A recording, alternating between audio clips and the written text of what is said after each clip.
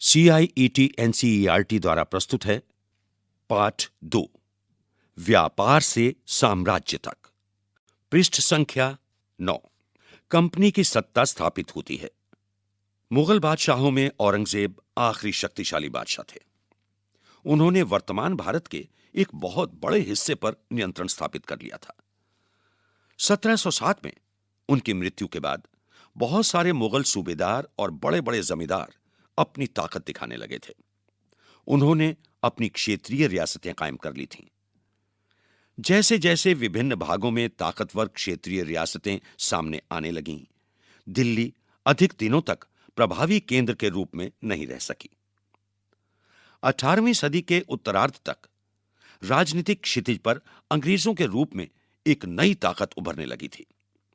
क्या आप जानते हैं कि अंग्रेज पहले पहल एक छोटी सी व्यापारी कंपनी के रूप में भारत आए थे और यहां के इलाकों पर कब्जे में उनकी ज्यादा दिलचस्पी नहीं थी। तो फिर ऐसा कैसे हुआ कि एक दिन वो इस विशाल साम्राज्य के स्वामी बन बैठे? इस अध्याय में आप जानेंगे कि यह कैसे हुआ।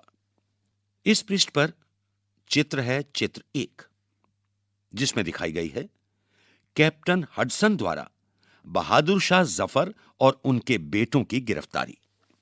औरंगजेब के बाद कोई मुगल बादशाह इतना ताकतवर तो नहीं हुआ, लेकिन एक प्रतीक के रूप में मुगल बादशाहों का महत्व बना हुआ था।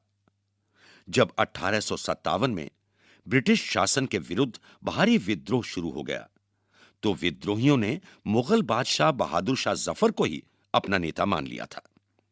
जब विद्रोह कुचल दिया गया, तो कंपनी ने बहादुर शाह जफर को देश छोड़ने के लिए मजबूर कर दिया और उनके बेटों को जफर के सामने ही मार डाला। पृष्ठ संख्या 10। पूर्व में ईस्ट इंडिया कंपनी का आना। सन 1600 में ईस्ट इंडिया कंपनी ने इंग्लैंड की महारानी एलिजाबेथ प्रथम से चार्टर अर्थात इजाजतनामा हासिल कर लिया, जिससे कंपनी को पूरब से व्यापार करने का एक अधिकार मिल गया। इस इजाजतनामे का मतलब यह था कि इंग्लैंड की कोई और व्यापारी कंपनी इस इलाके में ईस्ट इंडिया कंपनी से होड़ नहीं कर सकती थी। इस चार्टर के सहारे कंपनी समुद्र पार जाकर नए इलाकों को खंगाल सकती थी। वहां से सस्ती कीमत की चीजें खरीदकर उन्हें यूरोप में ऊंची कीमत पर बेच सकती थी। कंपनी को दूसरी अंग्रेज व्यापारिक कंपनियों से प्रतिस्पर्धा का कोई भय नहीं था। उस जमाने में वाणिज्यिक कंपनियां मोटे तौर पर प्रतिस्पर्धा से बचकर ही मुनाफा कमा सकती थीं। अगर कोई प्रतिस्पर्धा ना हो, तभी वो सस्ती चीजें खरीदकर उन्हें ज्यादा कीमत पर बेच सकती थीं। वाणिज्यिक का अर्थ है एक ऐसा व्यावसायिक उद्यम जिसमें चीजों को सस्ती कीमत पर खरीदकर और ज्यादा कीमत पर बेचकर, यानी मुख्य रूप से व्यापार के जरिए मुनाफा कमाया जाता है। इस पृष्ठ पर चित्र दिया गया है, चित्र 2, जिसमें दर्शाए गए हैं 18वीं सदी में भारत तक आने वाले रास्ते। इसमें यूरोप से निकलने वाले रास्ते केप ऑफ गुड होप से होते हुए मद्रास, कलकत्ता, बंबई और कैंटोन तक पहुंचते हैं। लेकिन ये शाही दस्तावेज दूसरी यूरोपीय ताकतों को पूरब के बाजारों में आने से नहीं रोक सकता था। जब तक इंग्लैंड के जहाज अफ्रीका के पश्चिम तट को छूते हुए केप ऑफ गुड होप का चक्कर लगाकर हिंद महासागर पार करते, तब तक पुर्तगालियों ने भारत के पश्चिमी तट पर अपनी उपस्थिति दर्ज करा दी थी। वो गोवा में अपना ठिकाना बना चुके थे। पुर्तगाल के खोजी यात्री वास्को डिगामा ने ही 1498 में पहली बार भारत तक पहुंचने के इस समुद्री मार्ग का पता लगाया था। 17वीं शताब्दी की शुरुआत तक डच भी हिंद महासागर में व्यापार की संभावनाएं तलाशने लगे थे। कुछ ही समय बाद फ्रांसीसी व्यापारी भी सामने आ गए। समस्या यह थी कि सारी कंपनियां एक जैसी चीजें ही खरीदना चाहती थीं। यूरोप के बाजारों में भारत के बने बारीक सूती कपड़े और रेशम की जबरदस्त मांग थी। इनके अलावा काली मिर्च, लौंग, इलायची और दालचीनी की भी जबरदस्त मांग रहती थी। यूरोपीय कंपनियों के बीच इस बढ़ती प्रतिस्पर्धा से भारतीय बाजारों में इन चीजों की कीमतें बढ़ने लगीं और उनसे मिलने वाला मुनाफा गिरने लगा। अब इन व्यापारिक कंपनियों के फलने फूलने का यही एक रास्ता था कि वो अपनी प्रतिस्पर्धी कंपनियों को खत्म करते। लिहाजा बाजारों पर कब्जे की इस होड़ ने व्यापारिक कंपनियों के बीच लड़ाइयों की शुरुआत कर दी। 17वीं और 18वीं सदी में जब भी मौका मिलता, कोई सी एक कंपनी किसी दूसरी कंपनी के जहाज डुबो देती, रास्ते में रुकावटें खड़ी कर देती और माल से लदे जहाजों को आगे बढ़ने से रोक देती। यह व्यापार हथियारों की मदद से चल रहा था और व्यापारिक चौकियों को किलेबंदी के जरिए सुरक्षित रखा जाता था। अपनी बस्तियों को किलेबंद करने और व्यापार में मुनाफा कमाने की इन कोशिशों के कारण स्थानीय शासकों से भी टकराव होने लगे। इस प्रकार व्यापार और राजनीति को एक दूसरे से अलग रखना कंपनी के लिए मुश्किल होता जा रहा था। आइए जानें कि यह कैसे हुआ। पृष्ठ संख्या 11। ईस्ट इंडिया कंपनी बंगाल में व्यापार शुरू करती है। पहली इंग्लिश फैक्ट्री 1651 में हुगली नदी के किनारे शुरू हुई। कंपनी के व्यापारी यहीं से अपना काम चलाते थे। इन व्यापारियों को उस जमाने में फैक्टर कहा जाता था। इस फैक्ट्री में वेयरहाउस था जहां निर्यात होने वाली चीजों को जमा किया जाता था। यहीं पर उसके दफ्तर थे जिनमें कंपनी के अफसर बैठते थे। जैसे जैसे व्यापार फैला, कंपनी ने सौदागरों और व्यापारियों को फैक्ट्री के आसपास आकर बसने के लिए प्रेरित किया। 1696 तक कंपनी ने इस आबादी के चारों तरफ एक किला बनाना शुरू कर दिया था।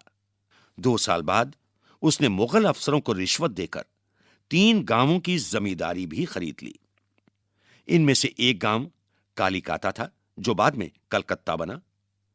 अब इसे कोलकाता कहा जाता है। कंपनी ने मुगल सम्राट औरंगजेब को इस बात के लिए भी तैयार कर लिया कि वो कंपनी को बिना शुल्क चुकाए व्यापार करने का फरमान जारी कर दे। यहां फरमान का अर्थ है एक शाही आदेश। कंपनी ज्यादा से ज्यादा रियायतें हासिल करने और पहले से मौजूद अधिकारों का ज्यादा से ज्यादा फायदा उठाने में लगी हुई थी। उदाहरण के लिए औरंगजेब के फरमान से केवल कंपनी को ही शुल्क मुक्त व्यापार का अधिकार मिला था। कंपनी के जो अफसर निजी तौर पर व्यापार चलाते, उन्हें यह छूट नहीं थी, लेकिन उन्होंने भी शुल्क चुकाने से इनकार कर दिया। इससे बंगाल में राजस्व वसूली बहुत कम हो गई। ऐसे में भला बंगाल के नवाब मुर्शिद कुली खान विरोध क्यों न करते। इस पृष्ठ पर चित्र दिखाया गया है, चित्र 3। यह चित्र 1867 में विलियम सिम्पसन द्वारा बनाया गया मद्रास के जहाजों से सामान लाती स्थानीय नौकाओं का चित्र है। पृष्ठ संख्या 12। व्यापार से युद्धों तक। 18वीं सदी की शुरुआत में कंपनी और बंगाल के नवाबों का टकराव काफी बढ़ गया था। औरंगजेब की मृत्यु के बाद बंगाल के नवाब अपनी ताकत दिखाने लगे थे। उस समय दूसरी क्षेत्रीय ताकतों की स्थिति भी ऐसी ही थी। मुर्शिद कुली खान के बाद अली वर्दी खान और उसके बाद सिराजुद्दौला बंगाल के नवाब बने। ये सभी शक्तिशाली शासक थे। उन्होंने कंपनी को रियायतें देने से मना कर दिया। व्यापार का अधिकार देने के बदले कंपनी से नजराने मांगे, उसे सिक्के ढालने का अधिकार नहीं दिया और उसकी किलेबंदी को बढ़ाने से रोक दिया। कंपनी पर धोखाधड़ी का आरोप लगाते हुए उन्होंने दलील दी कि उसकी वजह से बंगाल सरकार की राजस्व वसूली कम होती जा रही है और नवाबों की ताकत कमजोर पड़ रही है। कंपनी टैक्स चुकाने को तैयार नहीं थी। उसके अफसरों ने अपमानजनक चिट्ठियां लिखीं और नवाबों व उनके अधिकारियों को अपमानित करने का प्रयास किया। कंपनी का कहना था कि स्थानीय अधिकारियों की बेतुकी मांगों से कंपनी का व्यापार तबाह हो रहा है। व्यापार तभी फल फूल सकता है जब सरकार शुल्क हटा ले। कंपनी को इस बात का भी यकीन था कि अपना व्यापार फैलाने के लिए उसे अपनी आबादी बढ़ानी होगी, गांव खरीदने होंगे और किलों का पुनर्निर्माण करना होगा। ये टकराव दिनों दिन गंभीर होते गए। अंततः इन टकरावों की परिणति प्लासी के प्रसिद्ध युद्ध के रूप में हुई। इस पृष्ठ पर चित्र है चित्र 4। ये रॉबर्ट क्लाइव का चित्र है। कठपुतली ये एक खिलौना होता है जिसे आप धागों के सहारे अपने हिसाब से नचाते हैं। जो व्यक्ति किसी और के इशारों पर चलता है उसे भी मजाक उड़ाने के लिए अक्सर कठपुतली कहा जाता है। प्लासी का युद्ध 1756 में अली वर्दी खान की मृत्यु के बाद सिराजुद्दौला बंगाल के नवाब बने। कंपनी को सिराजुद्दौला की ताकत से काफी भय था। सिराजुद्दौला की जगह कंपनी एक ऐसा कठपुतली नवाब चाहती थी जो उसे व्यापारिक रियायतें और अन्य सुविधाएं आसानी से देने में आनाकानी न करे। कंपनी ने प्रयास किया कि सिराजुद्दौला के प्रतिद्वंद्वियों में से किसी को नवाब बना दिया जाए। कंपनी को कामयाबी नहीं मिली। जवाब में सिराजुद्दौला ने हुक्म दिया कि कंपनी उनके राज्य के राजनीतिक मामलों में टांग अड़ाना बंद कर दे, किलेबंदी रोके और बाकायदा राजस्व चुकाए। जब दोनों पक्ष पीछे हटने को तैयार नहीं हुए तो अपने 30,000 सिपाहियों के साथ नवाब ने कासिम बाजार में स्थित इंग्लिश फैक्ट्री पर हमला बोल दिया। नवाब की फौजों ने कंपनी के अफसरों को गिरफ्तार कर लिया, गोदाम पर ताला डाल दिया, अंग्रेजों के हथियार छीन लिए और अंग्रेज जहाजों को घेरे में ले लिया। इसके बाद नवाब ने कंपनी के कलकत्ता स्थित किले पर कब्जे के लिए उधर का रुख किया।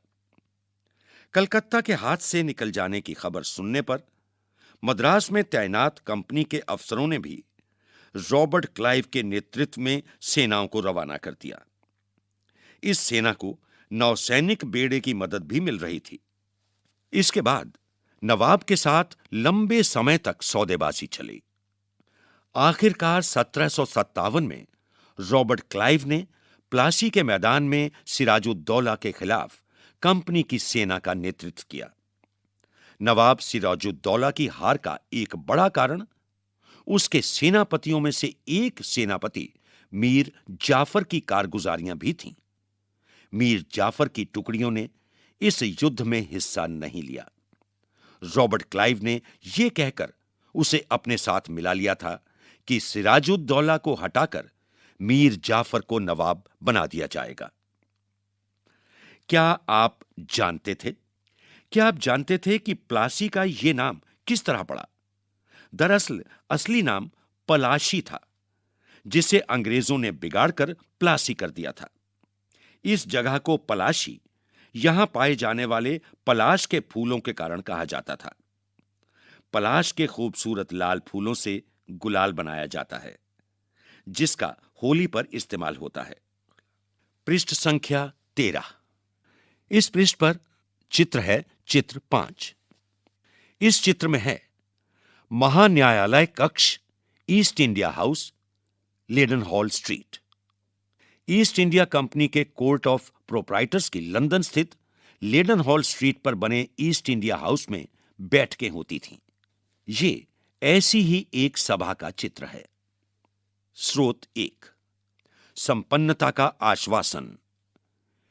इंग्लैंड के लोग ईस्ट इंडिया कंपनी की शासकीय महत्वाकांक्षाओं को संदेह और अविश्वास से देखते थे। प्लासी की लड़ाई के बाद रॉबर्ट क्लाइव ने अंग्रेज सम्राट के एक मुख्य विदेश मंत्री विलियम पिट को 7 जनवरी 1759 को कलकत्ते से यह चिट्ठी भेजी थी। लेकिन इतनी विशाल सत्ता एक वाणिज्यिक कंपनी के लिए बहुत बड़ी बात होगी। मैं खुद यह सोचकर अभिभूत हूं कि इन समृद्ध रियासतों पर पूरा कब्जा हासिल करने में कोई परेशानी नहीं आएगी। अब मैं यह फैसला आप पर छोड़ता हूं कि क्या सालाना 20 लाख स्टर्लिंग की आमदनी और 3 प्रांतों का कब्जा कोई ऐसी चीज है जिस पर इतना शोर मचाना उचित हो। पृष्ठ संख्या 14, स्रोत 2, नवाब की शिकायतें। 1733 में बंगाल के नवाब ने इंग्लिश व्यापारियों के बारे में यह कहा था। जब वो पहली बार हमारे देश में आए थे तो उन्होंने सरकार के सामने विनती करते हुए कहा था कि उन्हें एक फैक्ट्री बनाने के लिए थोड़ी सी जमीन दे दी जाए। उन्हें वो जमीन तो मिल गई, पर उन्होंने तो वहां मजबूत किला ही खड़ा कर डाला। इसके चारों तरफ गड्ढे बना दिए जो नदी से जुड़ते हैं। दीवारों पर उन्होंने न जाने कितनी तोपें तैनात कर दी हैं। उन्होंने बहुत सारे सौदागरों और अन्य लोगों को अपने मातहत रहने के लिए तैयार कर लिया है और वो 1 लाख रुपए राजस्व वसूल कर रहे हैं। वो असंख्य औरतों और मर्दों को उनके ही देश में गुलाम बनाकर लूट खसोट रहे हैं। प्लासी की जंग इसलिए महत्वपूर्ण मानी जाती है क्योंकि भारत में यह कंपनी की पहली बड़ी जीत थी। प्लासी की जंग के बाद सिराजुद्दौला को मार दिया गया और मीर जाफर नवाब बना। कंपनी अभी भी शासन की जिम्मेदारी संभालने को तैयार नहीं थी। उसका मूल उद्देश्य तो व्यापार को फैलाना था। अगर यह काम स्थानीय शासकों की मदद से बिना लड़ाई लड़े ही किया जा सकता था तो किसी राज्य को सीधे अपने कब्जे में लेने की क्या जरूरत थी। जल्दी ही कंपनी को एहसास होने लगा कि यह रास्ता भी आसान नहीं है। कठपुतली नवाब भी हमेशा कंपनी के इशारों पर नहीं चलते थे। आखिरकार उन्हें भी तो अपनी प्रजा की नजर में सम्मान और संप्रभुता का दिखावा करना पड़ता था। तो फिर कंपनी क्या करती? जब मीर जाफर ने कंपनी का विरोध किया तो कंपनी ने उसे हटाकर मीर कासिम को नवाब बना दिया। जब मीर कासिम परेशान करने लगा तो बक्सर की लड़ाई में 1764 में उसे भी हराना पड़ा। उसे बंगाल से बाहर कर दिया गया और मीर जाफर को दोबारा नवाब बना दिया गया। अब नवाब को हर महीने 5 लाख रुपए कंपनी को चुकाने थे। कंपनी अपने सैनिक खर्चों से निपटने, व्यापारिक जरूरतों तथा अन्य खर्चों को पूरा करने के लिए और पैसा चाहती थी।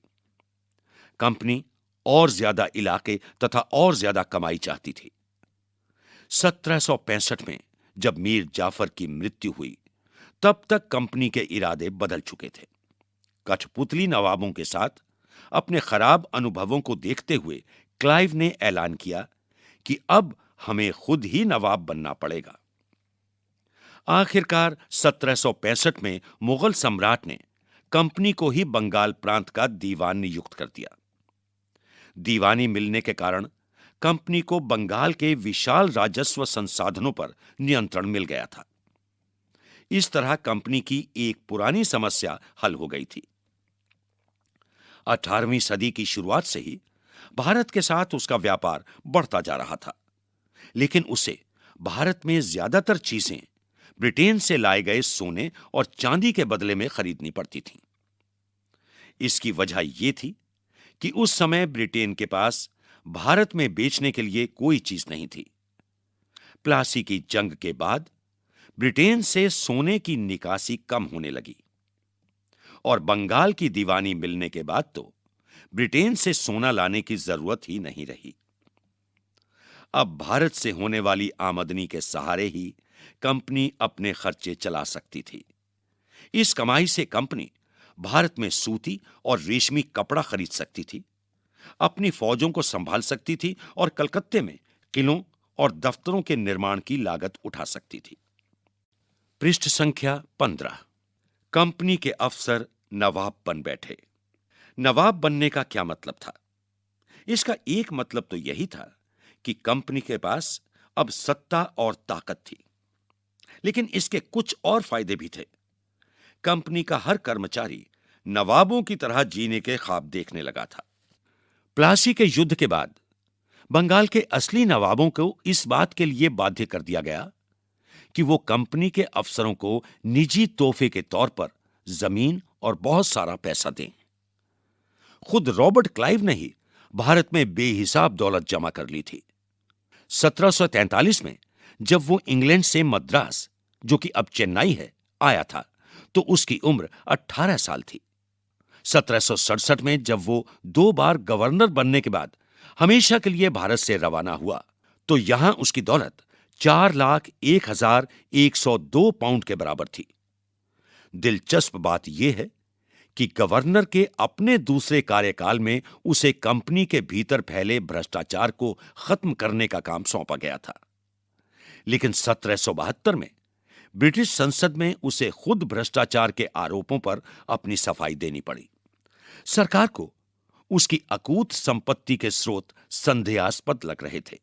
उसे भ्रष्टाचार के आरोपों से बरी तो कर दिया गया, लेकिन 1774 में उसने आत्महत्या कर ली। कंपनी के सभी अफसर क्लाइव की तरह दौलत इकट्ठा नहीं कर पाए। बहुत सारी बीमारियों और लड़ाई के कारण कम उम्र में ही मौत का निवाला बन गए। इसके अलावा उन सभी को भ्रष्ट और बेईमान मानना भी सही नहीं होगा। उनमें से बहुत सारे अफसर साधारण परिवारों से आए थे। उनकी सबसे बड़ी इच्छा बस यही थी कि वो भारत में ठीक ठाक पैसा कमाएं और ब्रिटेन लौटकर आराम की जिंदगी बसर करें। जो जीते जी धन दौलत लेकर वापस लौट गए, उन्होंने वहां आलीशान जीवन जिया। उन्हें वहां के लोग नवाब कहते थे। ये भारत शब्द नवाब का ही अंग्रेजी संस्करण बन गया था। उन्हें लोग अक्सर नए अमीरों और सामाजिक हैसियत में रातों रात ऊपर आने वाले लोगों के रूप में देखते थे। नाटकों और कार्टूनों में उनका मजाक उड़ाया जाता था। स्रोत 3, क्लाइव खुद को कैसे देखता था। संसद की एक समिति के सामने सुनवाई के दौरान क्लाइव ने कहा था कि प्लासी की लड़ाई के बाद उसने जबरदस्त संयम का परिचय दिया। आइए जानें उसने क्या कहा। उस स्थिति की कल्पना कीजिए जहां प्लासी की जीत ने मुझे ला खड़ा कर दिया था। एक ताकतवर राजा मेरे इशारों पर चल रहा था। एक संपन्न शहर मेरी दया पर था। उसके सबसे दौलतमंद महाजन मेरी एक एक मुस्कुराहट के लिए एक दूसरे की गिरेबान खींच रहे थे। मैं ऐसे खजानों के बीच से गुजर रहा था जो सिर्फ मेरे लिए खुले हुए थे। एक तरफ सोना और दूसरी तरफ जवाहरात थे। अध्यक्ष महोदय, मैं अपने इस संयम को देखकर खुद हैरान हूं। गतिविधि: कल्पना कीजिए कि आप कंपनी के एक युवा अफसर हैं और कुछ महीने के लिए भारत आए हैं। अब इंग्लैंड में रहने वाली अपनी मां के नाम एक चिट्ठी लिखकर उन्हें अपनी ऐशो आराम भरी जिंदगी के बारे में बताएं और उसकी तुलना ब्रिटेन में अपने पुराने जीवन से करें। कंपनी का फैलता शासन। यदि हम 1757 से 1857 के बीच ईस्ट इंडिया कंपनी के द्वारा भारतीय राज्यों पर कब्जे की प्रक्रिया को देखें तो कुछ महत्वपूर्ण बातें सामने आती हैं। किसी अनजान इलाके में कंपनी ने सीधे सैनिक हमला प्राय नहीं किया। उसने किसी भी भारतीय रियासत का अधिग्रहण करने से पहले विभिन्न राजनीतिक, आर्थिक और कूटनीतिक साधनों का इस्तेमाल किया। 1764 की बक्सर की लड़ाई के बाद कंपनी ने भारतीय रियासतों में रेजिडेंट तैनात कर दिए। ये कंपनी के राजनीतिक या व्यावसायिक प्रतिनिधि होते थे। उनका काम कंपनी के हितों की रक्षा करना और उन्हें आगे बढ़ाना था। रेजिडेंट के माध्यम से कंपनी के अधिकारी भारतीय राज्यों के भीतरी मामलों में भी दखल देने लगे थे। अगला राजा कौन होगा, किस पद पर किसको बिठाया जाएगा, इस तरह की चीजें भी कंपनी के अफसर ही तय करना चाहते थे। कई बार कंपनी ने रियासतों पर सहायक संधि भी थोप दी। जो रियासत इस बंदोबस्त को मान लेती थी, उसे अपनी स्वतंत्र सेनाएं रखने का अधिकार नहीं रहता था। उसे कंपनी की तरफ से सुरक्षा मिलती थी और सहायक सेना के रखरखाव के लिए वो कंपनी को पैसा देती थी। अगर भारतीय शासक रकम अदा करने में चूक जाते थे तो जुर्माने के तौर पर उनका इलाका कंपनी अपने कब्जे में ले लेती थी। उदाहरण के लिए, जब 1798 से 1805 के बीच रिचर्ड वेलेस्ली गवर्नर जनरल था, उस समय अवध के नवाब को 1801 में अपना आधा इलाका कंपनी को सौंपने के लिए मजबूर किया गया, क्योंकि नवाब सहायक सेना के लिए पैसा अदा करने में चूक गए थे। इसी आधार पर हैदराबाद के भी कई इलाके छीन लिए गए। पृष्ठ संख्या 16। इस पृष्ठ पर चित्र है, चित्र 6। इसमें अपने बेटों और ब्रिटिश रेजिडेंट के साथ खड़े हैं नवाब शुजाउद्दौला। यह चित्र टिली कैटल द्वारा बनाया गया है। तैल 1772। बक्सर की लड़ाई के बाद हुई संधियों के फलस्वरूप नवाब शुजाउद्दौला के ज्यादातर अधिकार छिन गए थे, लेकिन यहां वो रेजिडेंट के सामने अपनी चिर परिचित शाही शानो शौकत के साथ दिखाई दे रहे हैं। स्रोत 4। रेजिडेंट की ताकत क्या होती थी? कंपनी द्वारा नियुक्त किए गए रेजिडेंट्स के बारे में स्कॉटलैंड के प्रसिद्ध अर्थशास्त्री और राजनीतिक दार्शनिक जेम्स मिल ने यह कहा था, दरअसल रेजिडेंट रियासत का राजा होता है। हम उसे अहस्तक्षेप की मनचाही निषेधाज्ञा के तहत काम करने की छूट देते हैं। जब तक स्थानीय राजा पूरी तरह अधीनस्थ रहता है और रेजिडेंट यानी ब्रिटिश सरकार के माफिक काम करता है, तो चीजें आराम से चलती रहती हैं। शासन के कामों में रेजिडेंट की दखलंदाजी के बिना सब कुछ चल जाता है। जब भी कुछ अलग तरह का घटता है, जब भी राजा कोई ऐसा रास्ता अपनाता है जिसे ब्रिटिश सरकार गलत मानती है, तो टकराव और उथल पुथल पैदा हो जाती है। जेम्स मिल 1832। यहां निषेधाज्ञा का अर्थ है निर्देश, अधीनस्थता अर्थात दब्बूपन। टीपू सुल्तान शेरे मैसूर। जब कंपनी को अपने राजनीतिक और आर्थिक हितों पर खतरा दिखाई दिया, तो कंपनी ने प्रत्यक्ष सैनिक टकराव का रास्ता भी अपनाया। दक्षिण भारतीय राज्य मैसूर के उदाहरण से यह बात समझी जा सकती है। हैदर अली, जिनका शासनकाल 1761 से 1782 था, और उनके विख्यात पुत्र टीपू सुल्तान, जिनका शासनकाल 1782 से 1799 था, उन जैसे शक्तिशाली शासकों के नेतृत्व में मैसूर काफी ताकतवर हो चुका था। मालाबार तट पर होने वाला व्यापार मैसूर रियासत के नियंत्रण में था, जहां से कंपनी काली मिर्च और इलायची खरीदती थी। 1785 में टीपू सुल्तान ने अपनी रियासत में पड़ने वाली बंदरगाहों से चंदन की लकड़ी, काली मिर्च और इलायची का निर्यात रोक दिया। सुल्तान ने स्थानीय सौदागरों को भी कंपनी के साथ कारोबार करने से रोक दिया था। टीपू सुल्तान ने भारत में रहने वाले फ्रांसीसी व्यापारियों से घनिष्ठ संबंध विकसित किए और उनकी मदद से अपनी सेना का आधुनिकीकरण किया। सुल्तान के इन कदमों से अंग्रेज आग बबूला हो गए।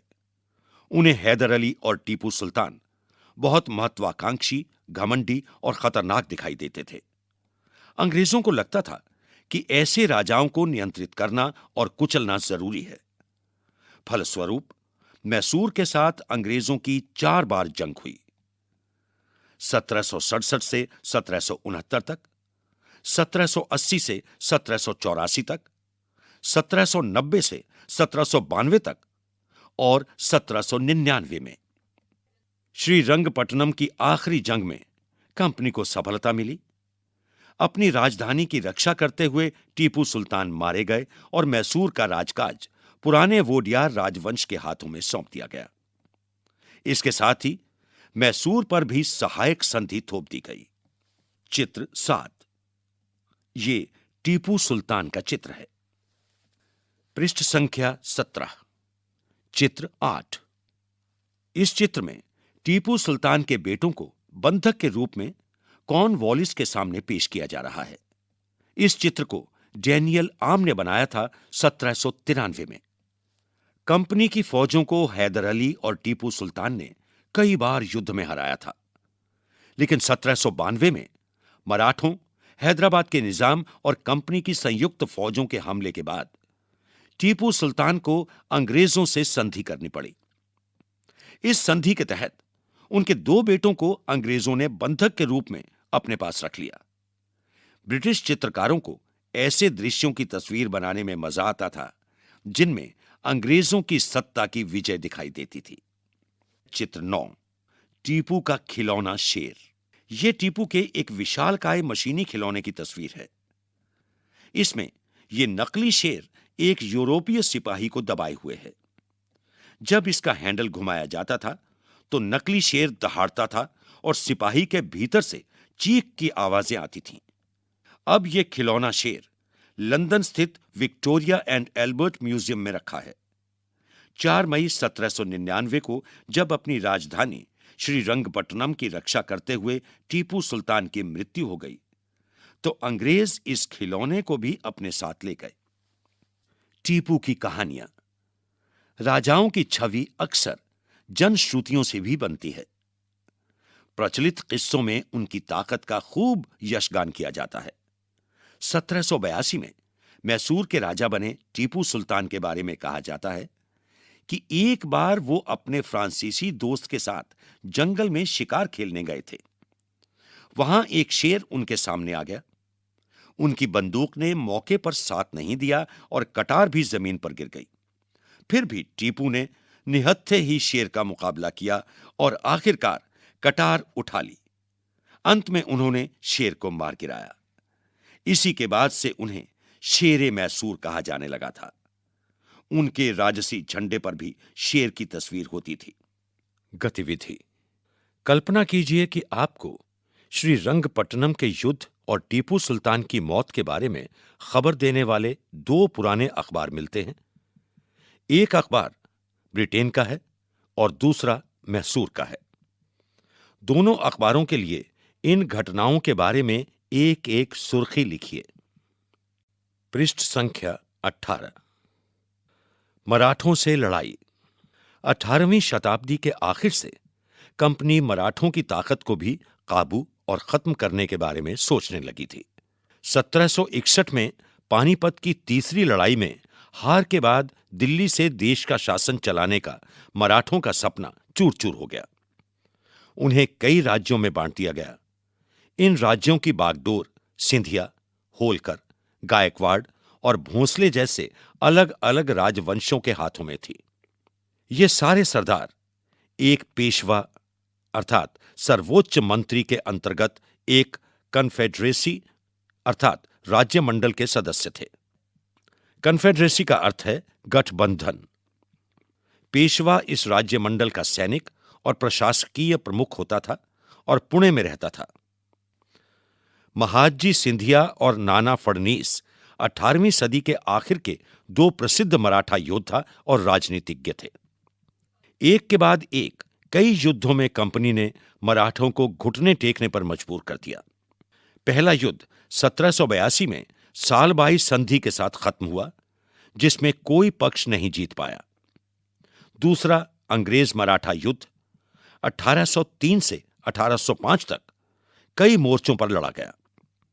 इसका नतीजा यह हुआ कि उड़ीसा और यमुना के उत्तर में स्थित आगरा व दिल्ली सहित कई भूभाग अंग्रेजों के कब्जे में आ गए।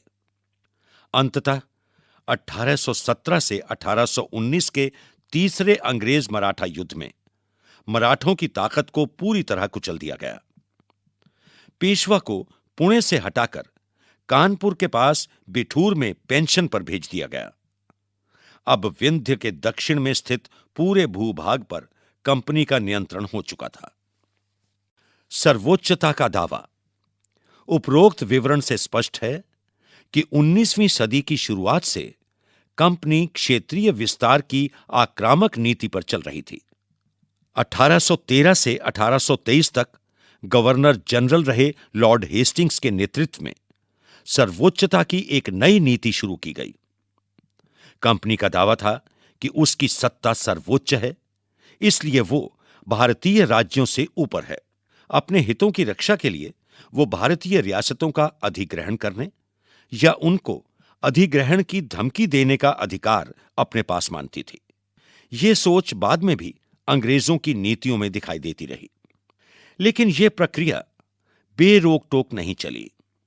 उदाहरण के लिए, जब अंग्रेजों ने कित्तूर, जो आज का कर्नाटक है, वहां के छोटे से राज्य को कब्जे में लेने का प्रयास किया, तो रानी चेन्नम्मा ने हथियार उठा लिए और अंग्रेजों के खिलाफ आंदोलन छेड़ दिया। 1824 में उन्हें गिरफ्तार किया गया और 1829 में जेल में ही उनकी मृत्यु हो गई। चेन्नम्मा के बाद कित्तूर स्थित संगोली के एक गरीब चौकीदार रायन्ना ने यह प्रतिरोध जारी रखा। चौतरफा समर्थन और सहायता से उन्होंने बहुत सारे ब्रिटिश शिविरों और दस्तावेजों को नष्ट कर दिया था। आखिरकार उन्हें भी अंग्रेजों ने पकड़कर 1830 में फांसी पर लटका दिया। प्रतिरोध के ऐसे कई दूसरे उदाहरण आप इस किताब में आगे जानेंगे। चित्र 10।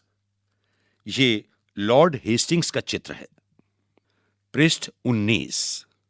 1830 के दशक के अंत में ईस्ट इंडिया कंपनी रूस के प्रभाव से बहुत डरी हुई थी। कंपनी को भय था कि कहीं रूस का प्रभाव पूरे एशिया में फैलकर उत्तर पश्चिम से भारत को भी अपनी चपेट में न ले ले। इसी डर के चलते अंग्रेज अब उत्तर पश्चिमी भारत पर भी अपना नियंत्रण स्थापित करना चाहते थे। उन्होंने 1838 से 1842 के बीच अफगानिस्तान के साथ एक लंबी लड़ाई लड़ी और वहां अप्रत्यक्ष कंपनी शासन स्थापित कर लिया। 1843 में सिंध भी कब्जे में आ गया। इसके बाद पंजाब की बारी थी। यहां महाराजा रणजीत सिंह ने कंपनी की दाल नहीं गलने दी।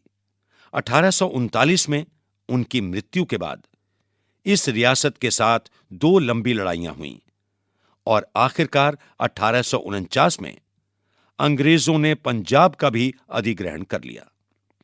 चित्र 11। इसमें महाराजा रणजीत सिंह का दरबार दिखाया गया है। विलय नीति।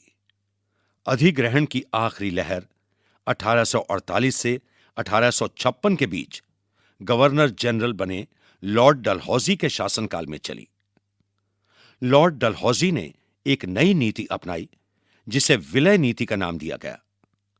यह सिद्धांत इस तर्क पर आधारित था कि अगर किसी शासक की मृत्यु हो जाती है और उसका कोई पुरुष वारिस नहीं है, तो उसकी रियासत हड़प कर ली जाएगी, यानी कंपनी के भूभाग का हिस्सा बन जाएगी। इस सिद्धांत के आधार पर एक के बाद एक कई रियासतें, सतारा 1848, संबलपुर 1850, उदयपुर 1852, नागपुर 1853 और झांसी 1854 अंग्रेजों के हाथ में चली गईं। आखिरकार 1856 में कंपनी ने अवध को भी अपने नियंत्रण में ले लिया। इस बार अंग्रेजों ने एक नया तर्क दिया। उन्होंने कहा कि वो अवध की जनता को नवाब के कुशासन से आजाद कराने के लिए कर्तव्य से बंधे हुए हैं, इसलिए वो अवध पर कब्जा करने को मजबूर हैं।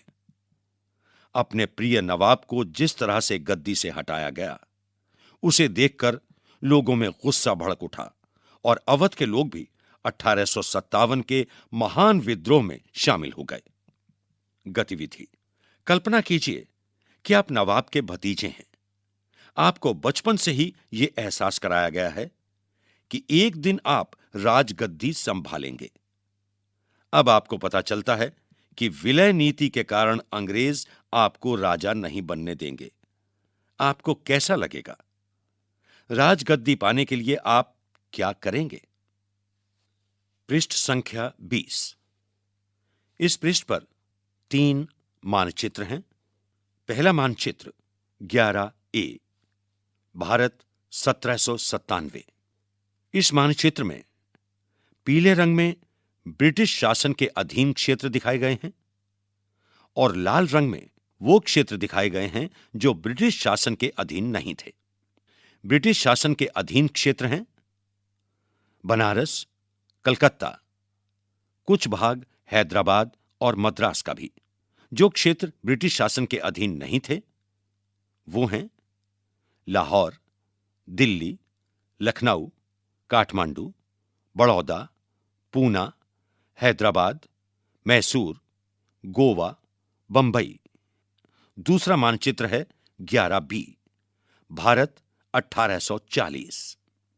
इसमें ब्रिटिश शासन के अधीन क्षेत्र हैं दिल्ली, बंबई, गोवा, मद्रास, बनारस, कलकत्ता और कुछ भाग लखनऊ का। और जो ब्रिटिश शासन के अधीन नहीं थे वो क्षेत्र हैं लाहौर, काठमांडू, हैदराबाद, मैसूर।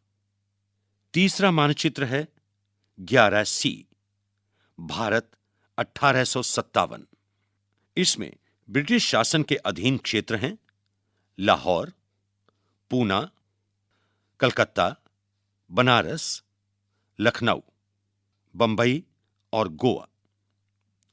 और जो ब्रिटिश शासन के अधीन नहीं थे वो हैं दिल्ली, बड़ौदा, हैदराबाद, मैसूर, काठमांडू। ये मानचित्र दर्शाते हैं कि धीरे धीरे कैसे अंग्रेजों की सत्ता बढ़ती चली गई।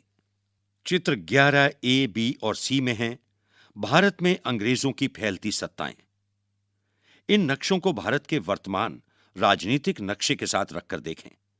तीनों नक्शों में उन इलाकों की पहचान करें जो ब्रिटिश शासन के अंतर्गत नहीं थे। पृष्ठ संख्या 21, नए शासन की स्थापना। 1773 से 1785 तक गवर्नर जनरल रहा वॉरेन हेस्टिंग्स उन बहुत सारे महत्वपूर्ण व्यक्तियों में से था जिन्होंने कंपनी की ताकत फैलाने में अहम भूमिका अदा की थी। वॉरेन हेस्टिंग्स के समय तक आते आते कंपनी न केवल बंगाल बल्कि बंबई और मद्रास में भी सत्ता हासिल कर चुकी थी। ब्रिटिश इलाके मोटे तौर पर प्रशासकीय इकाइयों में बटे हुए थे जिन्हें प्रेसिडेंसी कहा जाता था। उस समय 3 प्रेसिडेंसी थीं, बंगाल, मद्रास और बंबई। हर एक का शासन गवर्नर के पास होता था। सबसे ऊपर गवर्नर जनरल होता था। वॉरेन हेस्टिंग्स ने कई प्रशासकीय सुधार किए। न्याय के क्षेत्र में उसके सुधार खास तौर से उल्लेखनीय थे। 1772 से एक नई न्याय व्यवस्था स्थापित की गई। इस व्यवस्था में प्रावधान किया गया कि हर जिले में 2 अदालतें होंगी, फौजदारी अदालत और दीवानी अदालत। दीवानी अदालतों के मुखिया यूरोपीय जिला कलेक्टर होते थे। मौलवी और हिंदू पंडित उनके लिए भारतीय कानूनों की व्याख्या करते थे। फौजदारी अदालतें अभी भी काजी और मुफ्ती के ही अंतर्गत थीं, लेकिन वो भी कलेक्टर की निगरानी में काम करते थे। काजी का अर्थ है एक न्यायाधीश। मुफ्ती का अर्थ है मुस्लिम समुदाय का एक न्यायविद जो कानूनों की व्याख्या करता है। काजी इसी व्याख्या के आधार पर फैसले सुनाता है। चित्र 12। यह चित्र 1789 में R.G. पालार्ड द्वारा चित्रित किया गया था। इसमें वॉरेन हेस्टिंग्स पर मुकदमा दिखाया गया है। जब वॉरेन हेस्टिंग्स 1785 में इंग्लैंड लौटा तो एडमंड बर्के ने उस पर बंगाल का शासन सही ढंग से ना चलाने का आरोप जड़ दिया। इस आरोप के चलते हेस्टिंग्स पर ब्रिटिश संसद में महाभियोग का मुकदमा चलाया गया जो 7 साल चला। महाभियोग का अर्थ है महाभियोग जब इंग्लैंड के हाउस ऑफ कॉमन्स में किसी व्यक्ति के खिलाफ दुराचरण का आरोप लगाया जाता है तो हाउस ऑफ लॉर्ड्स में अर्थात संसद के ऊपरी सदन में उस व्यक्ति के खिलाफ मुकदमा चलता है। इसे महाभियोग कहा जाता है। पृष्ठ 22, स्रोत 5। मैं सबके शत्रु और उत्पीड़क पर महाभियोग चला रहा हूं।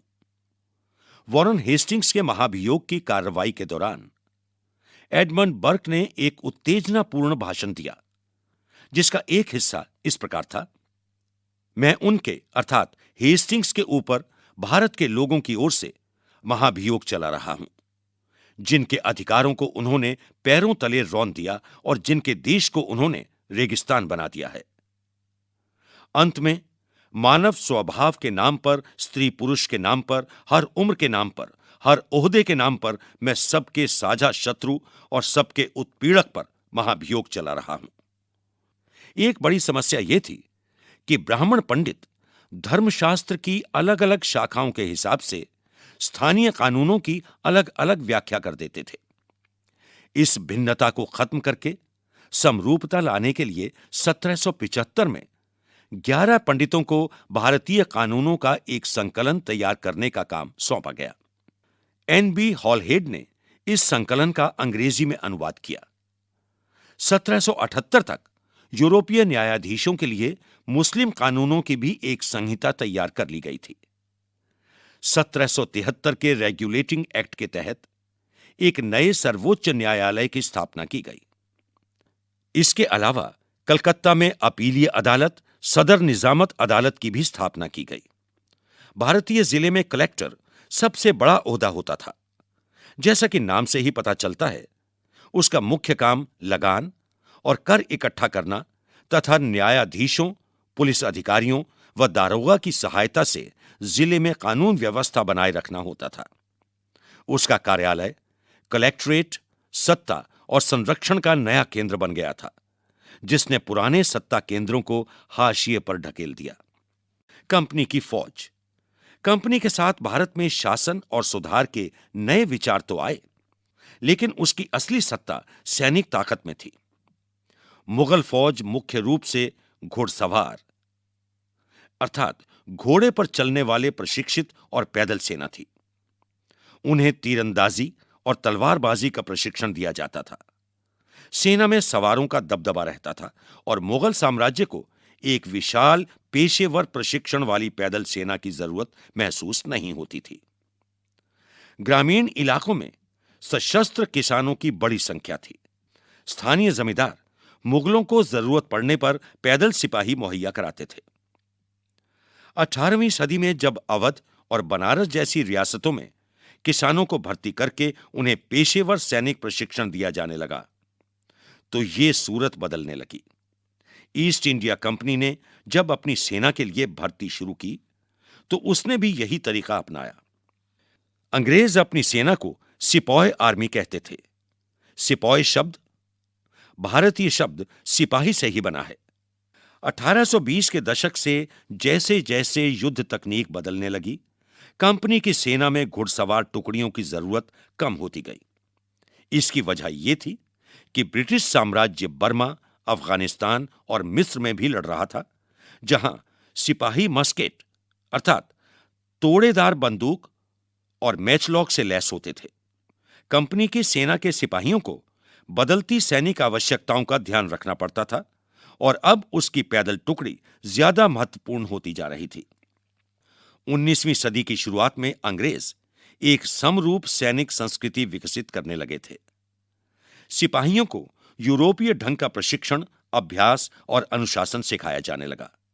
अब उनका जीवन पहले से भी ज्यादा नियंत्रित था। इस कोशिश में कभी-कभी समस्याएं भी आ जाती थीं, क्योंकि पेशेवर सिपाहियों की सेना खड़ा करने के चक्कर में अंग्रेज कई बार जाति और समुदाय की भावनाओं को नजरअंदाज कर देते थे। भला लोग अपनी जातीय और धार्मिक भावनाओं को इतनी आसानी से कैसे छोड़ सकते थे?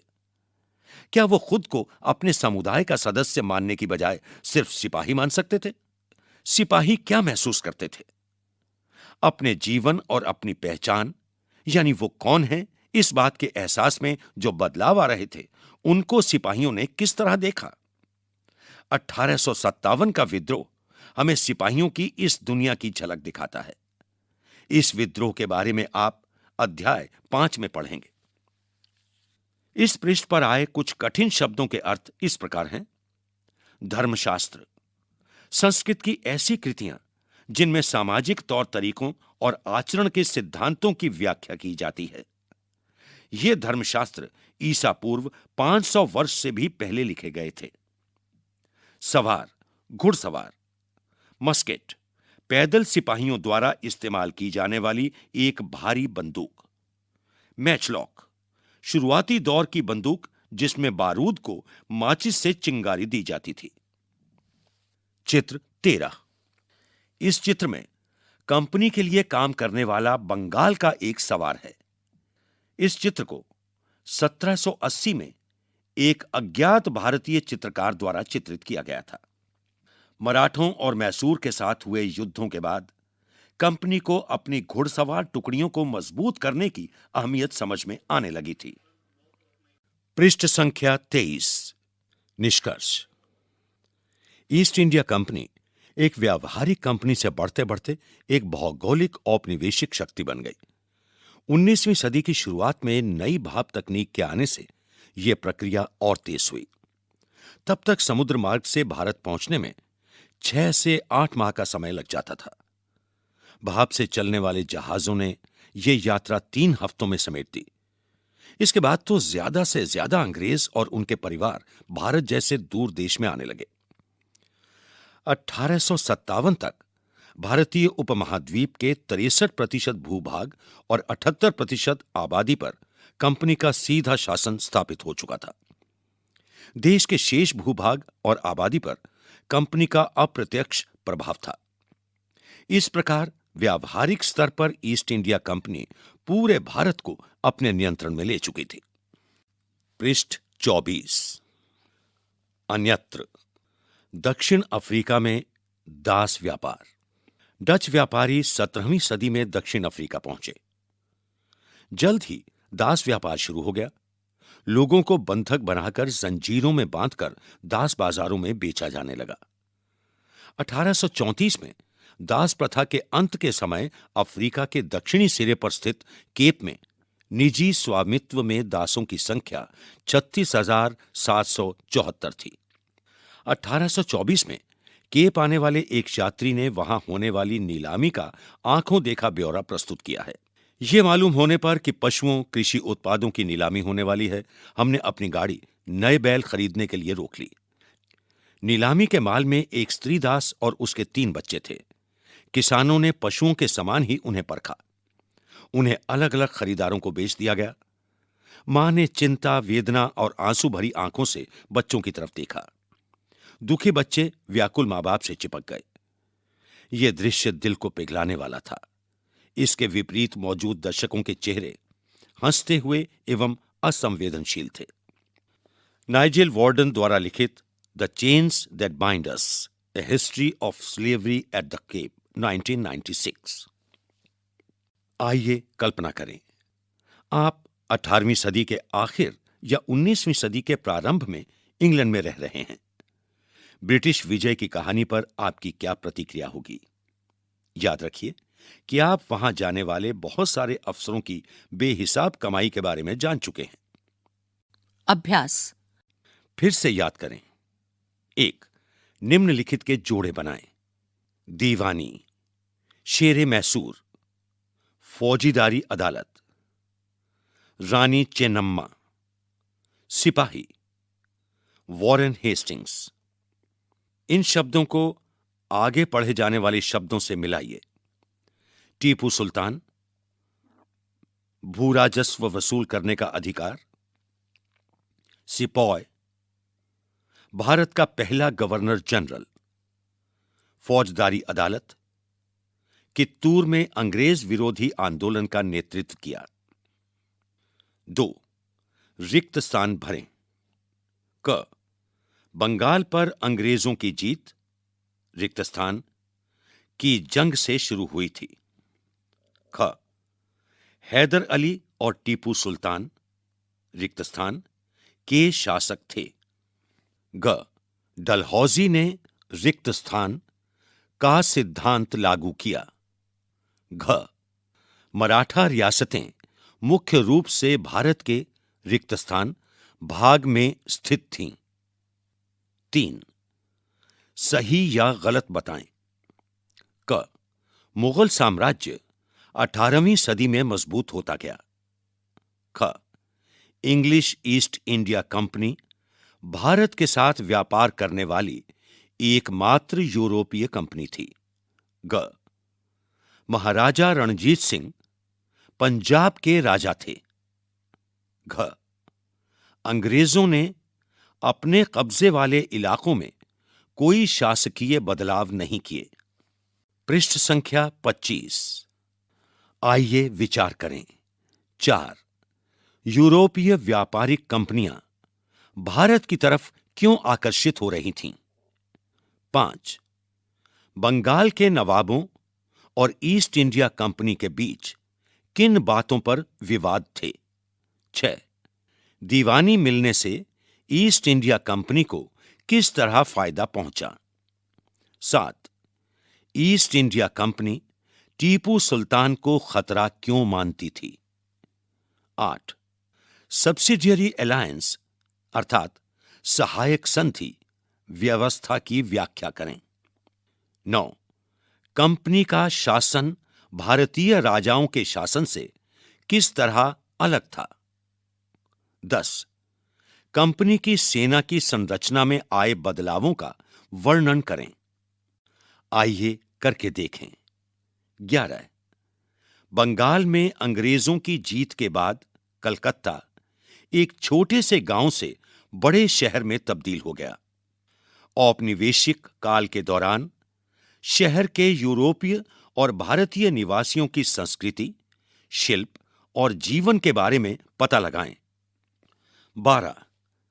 निम्नलिखित में से किसी के बारे में तस्वीरें, कहानियां, कविताएं और जानकारियां इकट्ठा करें। झांसी की रानी, महादजी सिंधिया, हैदर अली, महाराजा रणजीत सिंह, लॉर्ड डलहौजी या आपके इलाके का कोई पुराना शासक। अभी आप सुन रहे थे ये पाठ। प्रस्तुति CIET NCERT नई दिल्ली, भारत।